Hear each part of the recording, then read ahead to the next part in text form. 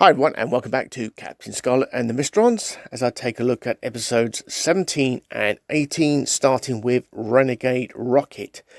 The Mysterons threaten to launch a rocket to an unknown target. Major Reeves is returning back to base control after meeting with Colonel White on Cloud Base, but unfortunately Major Reeves comes to a sticky end and is replaced by a Mysteron reconstruct. This Major Reeves is a rocket controller. He changes the codes to the VGR rocket at base Concord, and he launches the rocket. So the Mysteron threat has now gone ahead. He makes his escape with the flight program unit, which makes it even harder for them to intercept and destroy the rocket. Anyway, after a bit of going backwards and forwards, they suddenly realise the rocket is going straight up and it's going to come straight back down right on base Concord.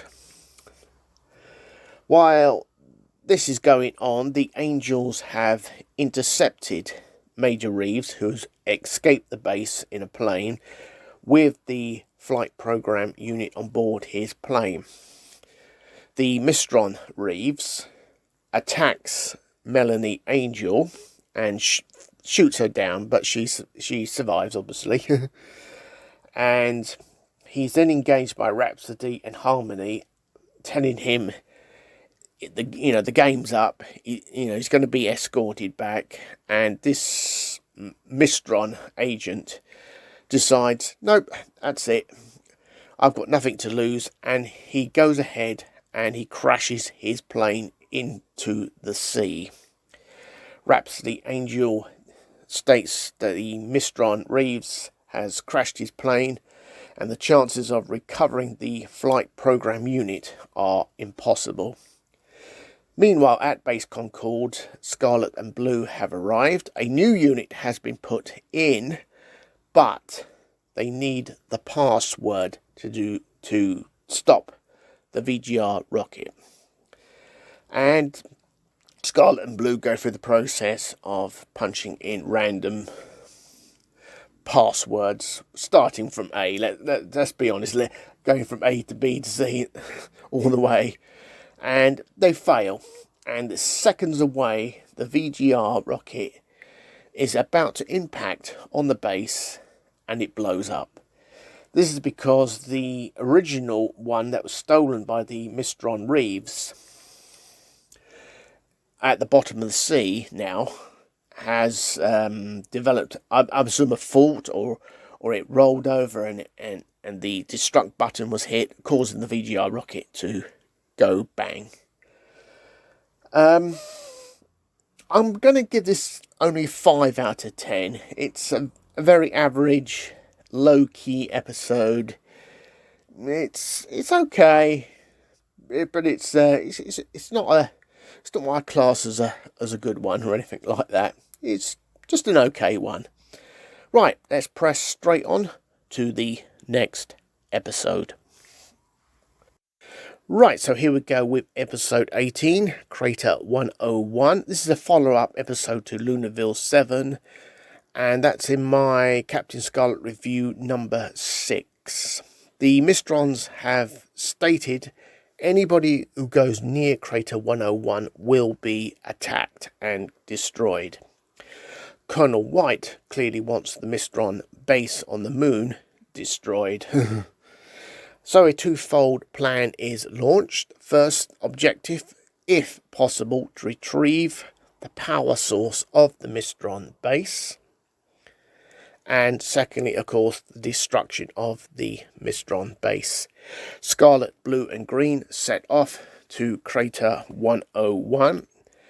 Following them is Fraser, the new Lunar Controller's assistant, who's going to plant the bomb. Unfortunately, Fraser has fallen under the spell of the Mysterons and has reset the bomb to go off 2 hours before its scheduled time of midnight. So, Scarlet, Blue and Green arrive at Crater 101 and they engage the Mistron vehicles. Now, one of them has been identified as the controlling vehicle, and Lieutenant Green just about saves the day, and he takes out the controlling vehicle. This now allows Scarlet, Blue and Green to enter the Mistron base, and that's exactly what they do, and they locate the power source. Now, Fraser, for some reason, tips off the lunar controller of the bomb. Strange, I don't know why. So the lunar controller launches this unmanned rocket, and it lands just outside the Mistron base, like a sort of warning message. And the message is actually received. Scarlet works out the message and realizes the bomb is set to go off at an earlier time. Blue is outside, obviously investigating. He takes a look at the bomb and, yep, it's definitely set to go off 2 hours ahead of schedule. So the race is on.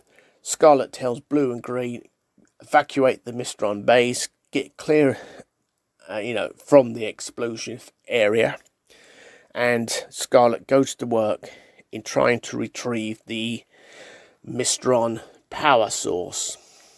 And he does. And he just gets out with barely seconds to spare, as the entire Mistron base is destroyed when the bomb goes off. So, yeah, this is a victory for Spectrum, a big one actually, because they have now retrieved this power source of the Mistron base,